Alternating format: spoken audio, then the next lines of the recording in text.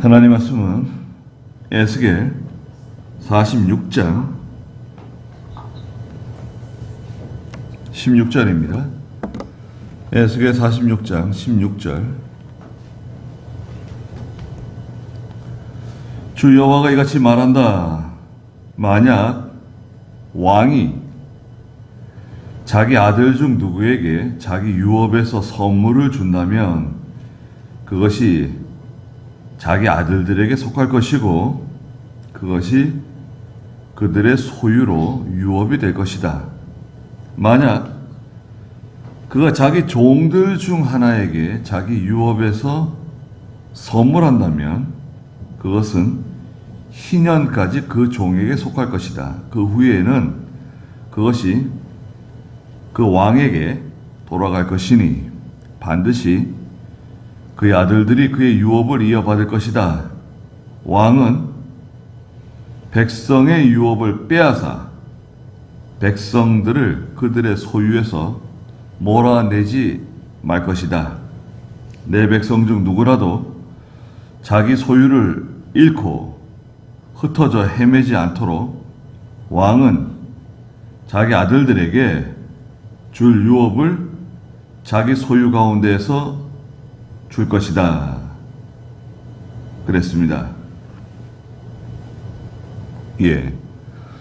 하나님을 섬기는 데 있어서 왕은 어떻게 해야 되고 또 백성은 어떻게 해야 되는지에 대해서 46장 마지막에 간단하게 말씀하셨습니다. 그 왕은 하나님이 그 주신 유업이 있어요. 왕에게 주신 유업. 기업이라고도 하죠. 기업. 하나님께서 왕에게 주신 그 기업이 있는데 그 기업을 아들들에게 나눠줄 수 있어요. 그렇죠. 아들들에게 유산으로 상속으로 재산 나눠줄 수 있습니다. 그리고요 또 종에게도 왕이 자기 신하나 자기 신하나 장군이나 충성스러운 사람에게 왕이 자기 기업 중에서 유업 중에서 일부를 선물로 줄 수 있어요. 뭐 저기 무화과 나무 과수원이 있는데 그 신하 중에 누구에게 선물로 줬다고 하면 그것은 영원히 그 사람 소유가 되는 게 아니에요. 무슨 말이냐면 이스라엘에는 희년이라고 하는 제도가 있습니다. 희년은 50년마다 찾아와요. 50년. 그래서 이스라엘 백성들 가운데 가난해져가지고 자기 몸을 종으로 파는 경우가 있어요. 자기 몸을 남의 집에 가서 종살이 하는 거죠. 이스라엘 사람이 자기 형제의 어떤 집에서 종살이를 한다고 하면 희년이 되면 그 종에게서부터 해방돼요. 내가 저 사람한테 1억 갚을 게 있는데 가령 갚을 돈이 없어서 내가 몸으로 당신에게 종살이 하겠습니다. 봉사하겠습니다. 봉사하잖아요. 근데 희년이 가령 10년 남았다. 10년 뒤면 희년이 돌아와요. 그런 경우 그 사람이 좋다. 10년 동안 그러면 내 밑에서 일해라. 그리고 10년 뒤에 희년이 되면 돈을 다 갚았든 갚지 않았든 간에 그 종살이에서 해방돼요. 그리고 왕의 선물도 마찬가지예요. 왕이 그 사람에게 선물을 줬잖아요. 땅이나 집이나 밭이나 과수원에 선물을 줬는데 희년이 되면 다시 원상복귀 왕에게로 돌아갑니다. 다시 왕에게로 돌아간다. 희년이 되면. 그리고 18절에서는 왕은 백성의 유업을 빼앗아 백성들을 그들의 소유로부터 쫓아내지 말라는, 몰아내지 말라는 거예요. 왕은 백성의 것을 빼앗지 말라는 거예요. 빼앗는 것은 땅, 집, 전토뿐만 아니라 그 못된 제도를 통해서 과도한 세금도 빼앗는 겁니다. 우리가 국가에 세금 내는 거 정당해요. 성경에서도 세금 내라 그랬습니다. 그러나 국가가 과도한 세금 제도를 만들어가지고 백성들 못 살게 굴고 기업하는 사람들 못 살게 굴고, 네.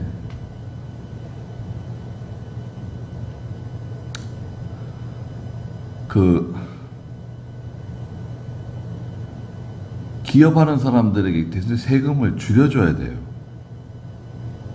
그러면 기업하는 사람들이 돈을 벌어서 기업을 확장시키고, 예? 또 더 많은 사람들을 채용하고 고용할 수 있잖아요. 그런데 기업하는 사람들은 악당이다. 지배자다. 또 다른 말로는 부르주아다.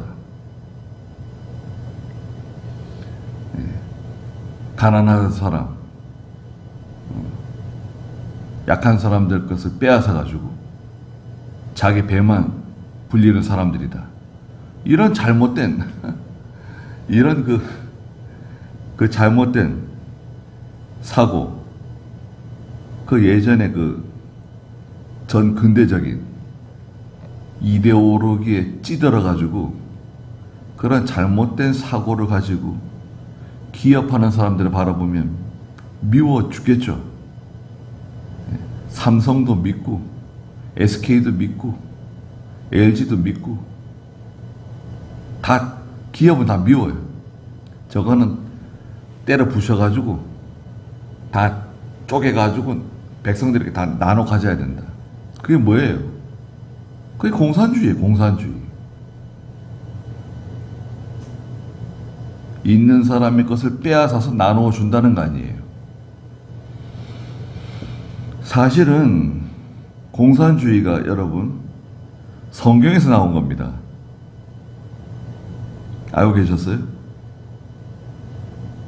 마르크스나 레닌이 성경에서 공산주의를 만들었어요. 사도행전에 보면 예수님께서 예수님이 아니라 사도들이 백성들이 성도들이 자기 재산을 다 가져와요. 자기 재산을 다 가져오면 사도들이 성경에 뭐라 그래요? 나누어 주었다 그랬어요. 사도들이 필요한 사람들에게 나누어 줬어요. 연보가 많이 들어오니까 그 연보의 상당 부분을 구제 용도로 사용했어요. 나누어 준 거예요. 근데 그거를 싹 바꾼 거예요. 어떻게? 나누어 가졌다 로 바꾼 게 공산주의예요. 자기가 원하는 대로 빼앗아 가는 거예요. 쟁취하는 거예요. 뜯어가는 거예요. 그게 공산주의 이론입니다. 가진 자의 것을 빼앗아서 간다. 그러면 안 되죠. 그건 불법이죠. 그건 강도요, 절도. 그건 잘못된 거죠. 공산주의는 그걸 정당하다고 봅니다. 유선자, 있는 사람의 것을 빼앗아서 나누어 갖는 거 정당하다. 노조가 그거 아닙니까? 노조. 계속 더 달라 그러는 거 아니에요. 귀족 노조들. 일도 제대로 안 하고. 노조 무슨 그 간부들은 일 안 해요. 탱자 놀고. 자기 아들, 딸들 다 취직시키고. 그리고 출근 도장은 다른 사람이 찍어주고. 많습니다. 제가 아는 어떤 사람도요. 저 어디 자동차 회사 노조 부회장인데 농번기 되면 농산 모내기 하러 가고 또 추수 되면 또 추수하러 가고 또 차 신차 나오면은 차 계속 바꾸고 싸게 바꾸고 일도 안 해요. 그 월급은 따박따박 나오고 노조 부회장 그런 사람들이 뭘 노동자를 위해 한다고 일도 안 하는. 그러니까요 우리나라가 언제나 좀 좋아질는지 잘 모르겠는데 여기도 왕은 백성의 거 빼앗지 말라는 거 아니에요. 백성의 거 왜 빼앗아요? 왕이라고? 빼앗지 말라는 거예요. 내 백성 중 누구라도 18절 중간에 보면 자기 소유를 잃고 흩어져 헤매지 않도록 하라는 거예요. 자기 소유를 빼앗겨가지고 정처 없이 흩어지고 유랑하고. 왕은 자기 아들들에게 줄 유업을 자기 소유 가운데서 주라는 거예요. 자기가 가지고 있는 것 중에서 아들에게 물려주는 거지 남의 것을 빼앗아서 아들에게 주지 말라는 거예요. 네. 권력이 있다고 함부로 권력을 행사하면 안 됩니다. 권력은 지나가게 돼 있어요. 지나갑니다. 조심해야 돼요. 그리고 그 후에 19절 읽어주시겠어요? 그 후에 그가 문 쪽에 있는 입구를 통해 제사장들이 있는 북쪽을 향한 거룩한 방들로 나를 데리고 가셨다. 그런데 보아라, 그 서쪽 끝에 한 장소가 있었다. 그가 내게 말씀하셨다. 이곳은 제사장들이 바깥들로 가져가서 백성을 거룩하게 만들지 않도록 속죄 제물과 속건 제물을 끓이고 복식 제사 제물을 볶는 곳이다. 네. 제사장들은 성전에 들어가면 바깥마당이 있잖아요. 바깥마당.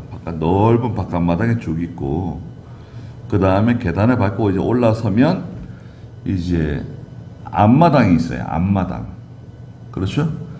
앞마당의 그 서쪽에는 가운데 서쪽을 향해서 성전이 저기 앉아 있죠. 그 다음에 성전 저 북쪽들, 성전 저 옆에 북쪽들이 있고요. 또 이쪽에 남쪽에도 뜰이 있어요. 근데 저 북쪽에 있는 뜰에 북쪽을 향한 거룩한 방들로 나를 데리고 가셨다. 그런데 보아라, 서쪽 끝에 한 장소가 있었다. 앞마당, 저 북쪽과 서쪽 그 끝에 어떤 장소가 있는데 거기는 제사장들의 부엌이라고 할 수 있어요. 제사장들의 부엌. 부엌은 뭔가요? 음식을 만드는 곳 아니에요. 제사장들에게 허락된, 제사장들에게 하나님께서 주신 그 고기라든지 이런 것을 삶는 곳이에요. 20절에 그가 내게 말씀하셨다. 이곳은 제사장들이 바깥들로 제물을 가지고 나가면 안 돼요. 그러면 바깥들에 있는 백성들이 거룩해지거든요.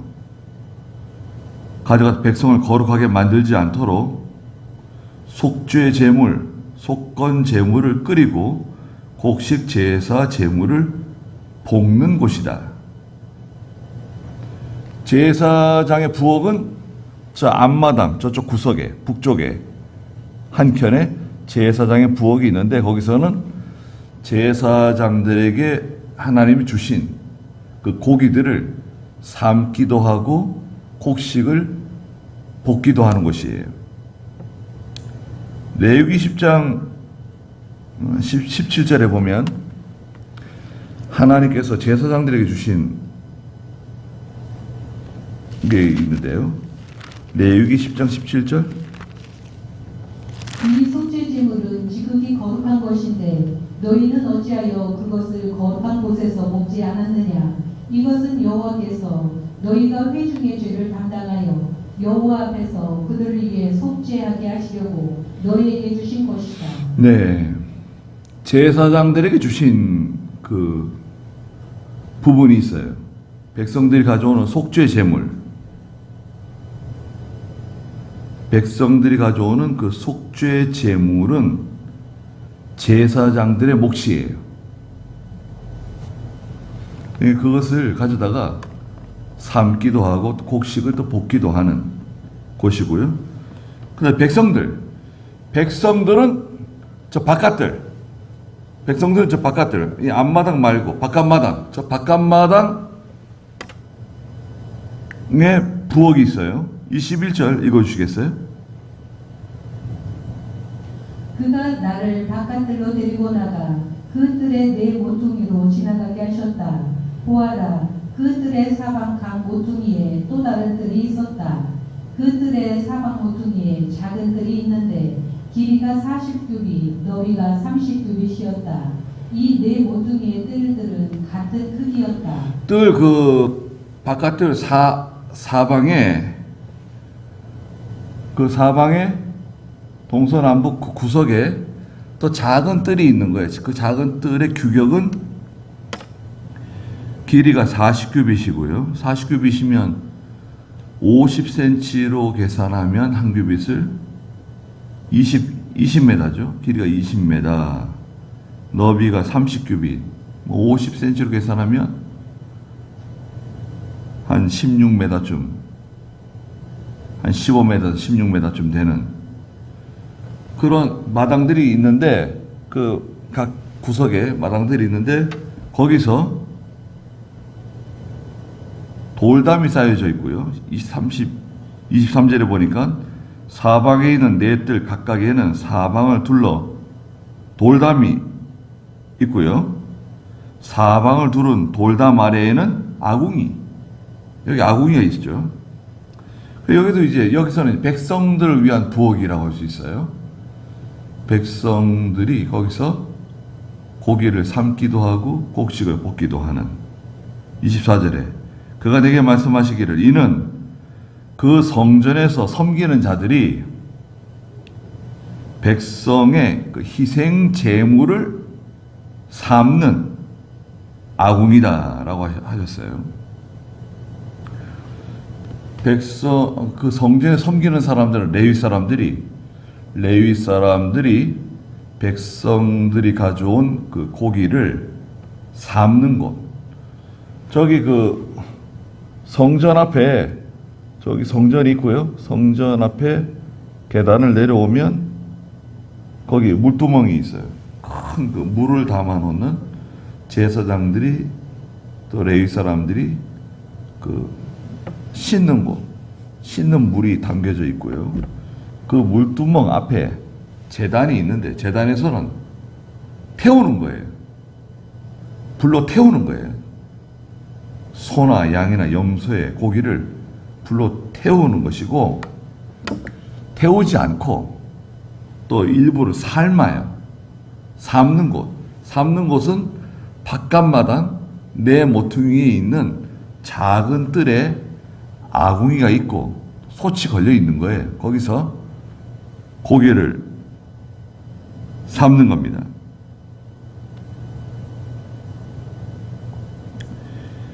그 레위기 7장 32절 보면 이 장소는 구별된 장소, 레위기 7장 32절.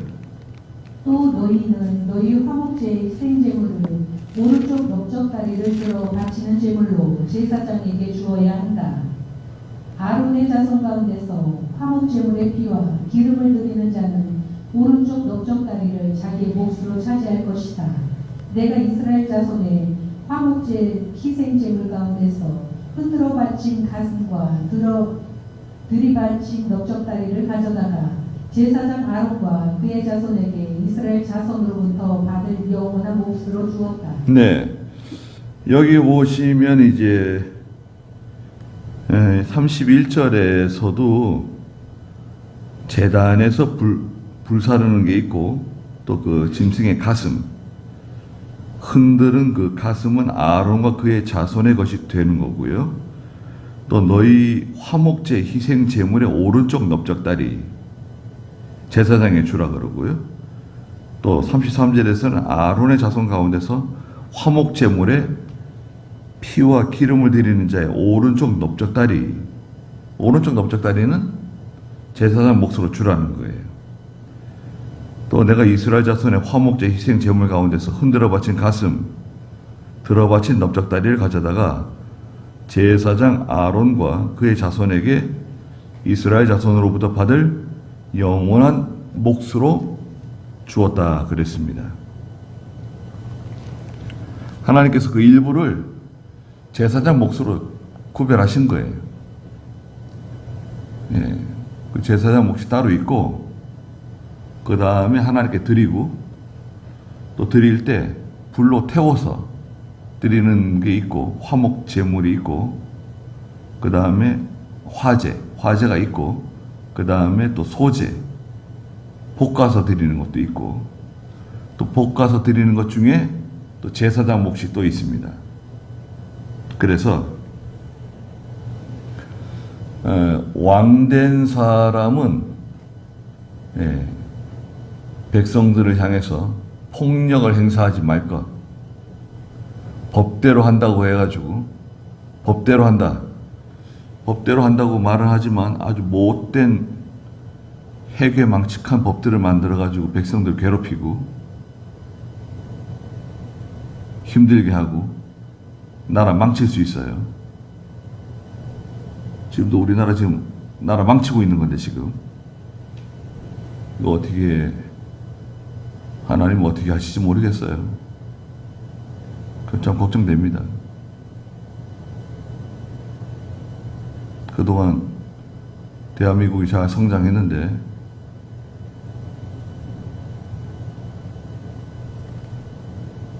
좀 기도하지 않을 수가 없어요. 나쁜 제도 만들면 안 돼요. 백성들 것을 빼앗아가지고 빼앗는 거. 열심히 일하면 뭐예요? 세금 내고 직접세, 간접세, 지방세, 부가가치세 이렇게 저렇게 돈 다 뜯고, 그럼 백성들 안 그래 부동산은 부동산대로 가격 올려놓고 집값은 올려놓고 땅값 올려놓고 어떻게 하라는 거예요? 참 할 줄 아는 건 아무것도 없고, 이 양반들이 공부는 안 하고